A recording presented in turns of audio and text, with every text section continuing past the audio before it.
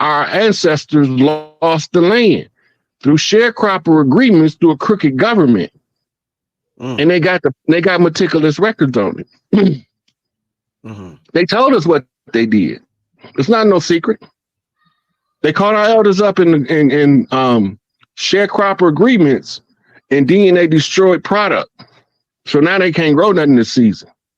They got to double up on the loan next year, and on the third year they seize it for non-payment. They've been doing that since they've been here, burning up the farms, burning up the record halls, trying to conceal the dirt. But you got people in the families that's always been record keepers. So they can go back 200 years in their direct family back to their land. Ain't none of this a secret to us, but because of the conjure war we in, and we don't understand the nature of it, is ignorance. Right? Bobby Hemmett tell us, Bobby Hemmett said, look, out of all of the melanated people of the world, there's something special about the ones from this land. Right? We the ones who are the creative men that love the women so passionately that we generate masculine forms of art. Explain that. What do you mean? What do you mean? The masculine forms of art is the martial arts. Okay. And then they get this spiritual energy that's extracted from that. Right? But the men do it in order to have a positive outlet for the rage of the masculine. If you can control the outlet, you can control the self. All that stuff is scripted. All them professional sports are scripted. But you know when it ain't? When you play in Little League. It's not scripted. Because you're trying to learn the game. And what else they teach you in the same age as Little League? Board games. These is giving you the rules to how to play the game called life, which takes you to a plutarchy. Right, which is a total domination of all in existence. Right, that's the final conclusion of the game of the gods. Right, so they tell you all of these examples to go by, but they don't never tell you what they mean. Right, then they get you caught up in moralism. Right, that don't got nothing to do with us. We want to be good because it's the nature of those who come into the physical body, but those who wish to experience pain sometimes go bad because the pain drives them in the wrong direction. That's called taking the left-hand path. But how far are you going to go down the wrong path before you realize this ain't for me? Some people get in too deep. Right. So this is the parameters of this conjure war. You know, Rod, you mentioned the sister Erin Lyons earlier, and we was talking about Lemuria. I'm interested in knowing. I've talked extensively with you in the past about Atlantis, but I don't think we've mentioned Lemuria and Mu. I believe that's the same thing.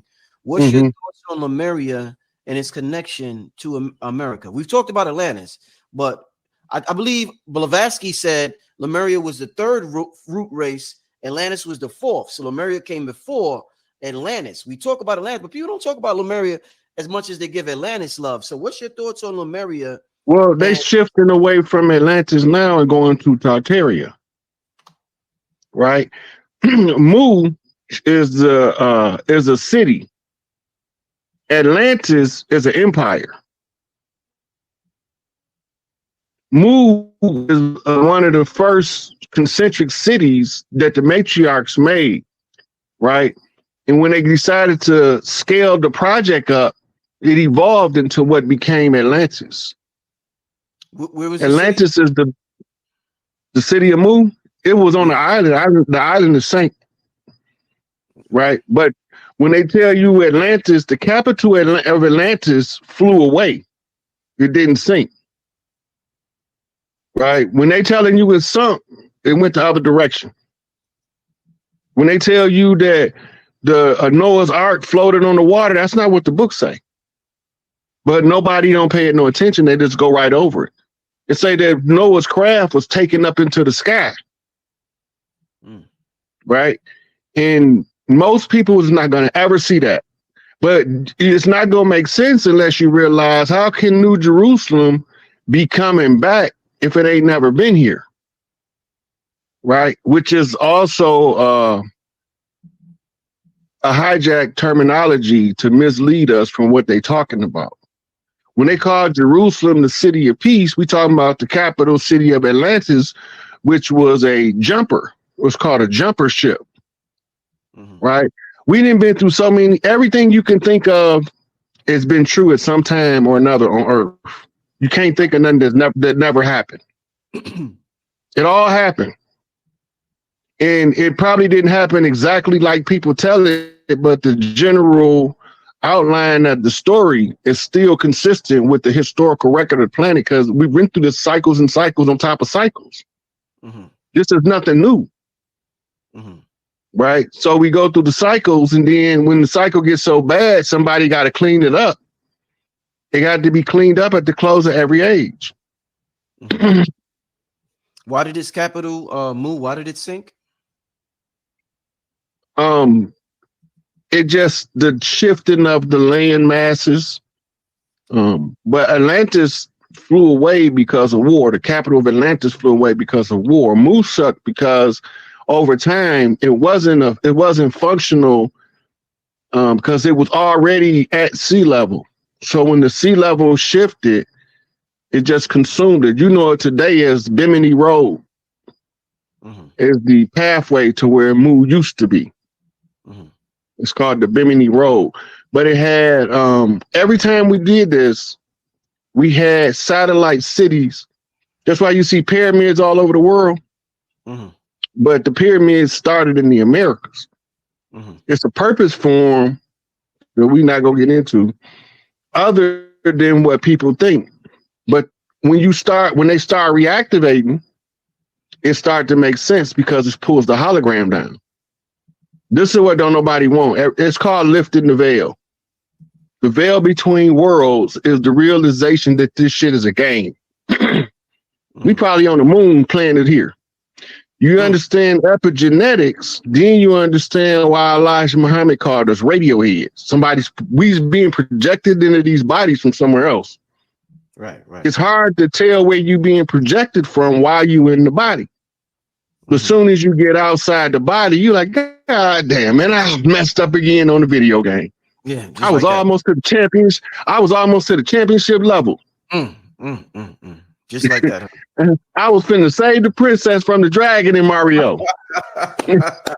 Wow, like that, huh? Wow. Yeah, but now you got to remember, if you're an eternal being, Malachi said this in Man from Planet Risk. You have to do something to occupy yourself for eternity.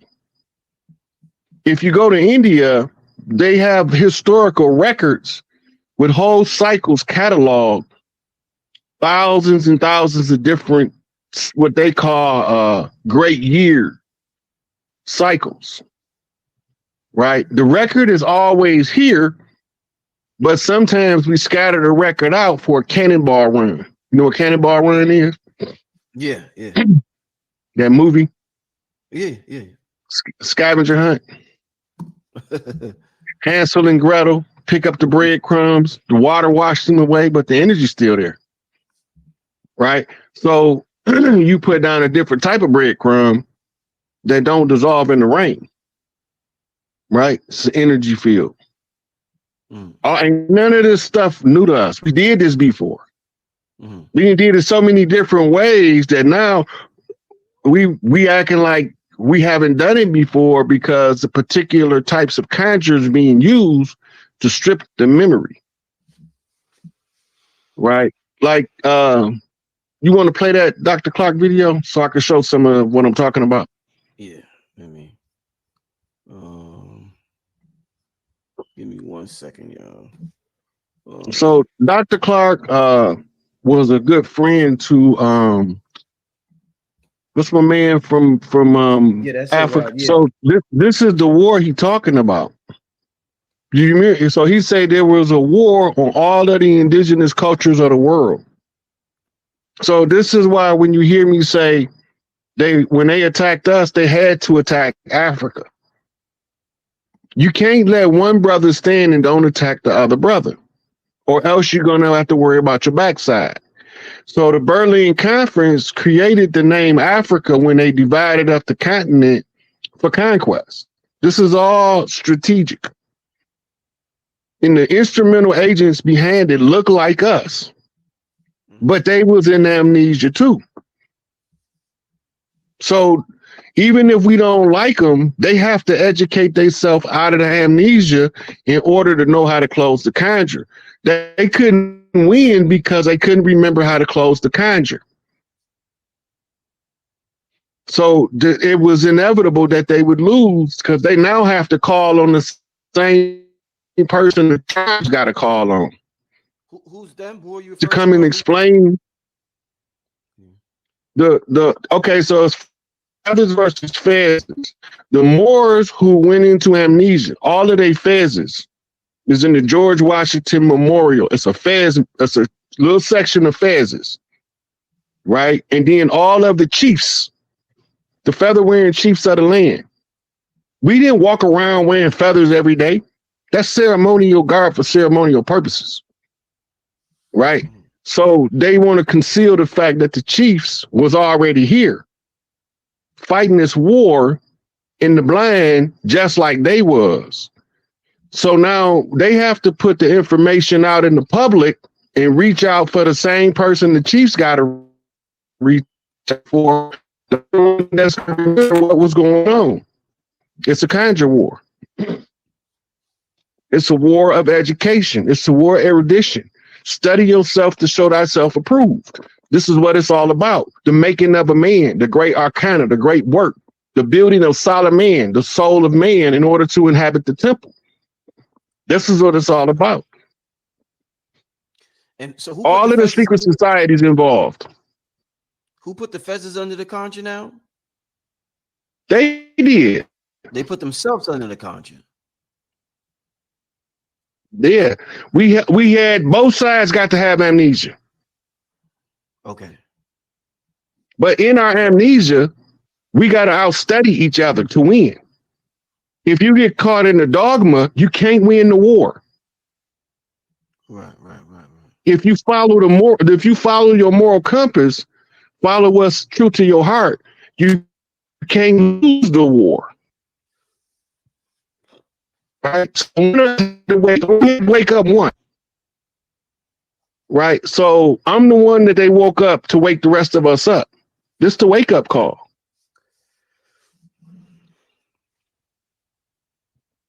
So what God? So all of these secret societies in it. What was the question, Rich? In terms of the fifth dimension, this chess game that's being played in the fifth dimension, what gods are working in the favor of the fezzes and what gods are working in the favor of the feathers? Okay, while we was in amnesia, none of them. None of them? No, we was left to our own devices to show ourselves worthy to let them relax. We had to prove it. You say you can go in there while everybody got amnesia, remember who you is, and then tell the rest of them who they is. Right? We know who came over here. It's not a secret. Ain't none of it secret. That's the whole secret. It's in the public, but it's in your face behind your back. They play it in the movies. They write it in the novels, put it in magazines, tell it to you in the music. Everybody tell you just a little piece though, because everybody can't see the collective. When you see from the, okay, what is the purpose of everything you looking at? Everything got a purpose. Ain't nothing haphazard. Everything from your cell phone to the tree outside was meticulously crafted by somebody, somewhere at some point. The flora and fauna of the planet is drawn from the catalog called the Voyage Manuscript, and that's why they can't translate it, because the language ain't Earth. Right? But it's like a Sears catalog to populate the Earth with new flora and fauna to create a paradise. Right? So when you're looking at all of these ancient texts, you realize that all of this stuff is constructs of the mind that we go through in cycles of trying different things in order to not be bored for all eternity. Yeah, I was just about to ask you, Rod, in the movies, that shit is like a curse, being an eternal being. That shit is miserable. I think the vampires, or whoever these people are in the movies, they be wanting to die, Rod. They be like, oh, I'm still here. So I mean, Death is an illusion. They know death is an illusion, though. Anybody that's death is an illusion is only real in the game. When you're not in physical form, death ain't real. No, I get that, but do you think that living for eternity is probably one of the things that Source or Big Mama or whoever this entity is one of the things that makes it most saddest? The fact that it lives for eternity?